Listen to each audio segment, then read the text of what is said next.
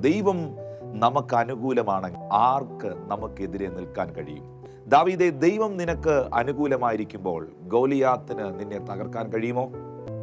ദൈവപുരുഷനായ ദാവീദേ, ദൈവം നിനക്ക് അനുകൂലമായിരിക്കുമ്പോൾ ശൗലിന്റെ അസൂയകൾക്കോ അവനെറിയുന്ന കുന്തങ്ങൾക്കോ നിന്നെ പരാജയപ്പെടുത്താൻ കഴിയുമോ? ഒരിക്കലുമില്ല.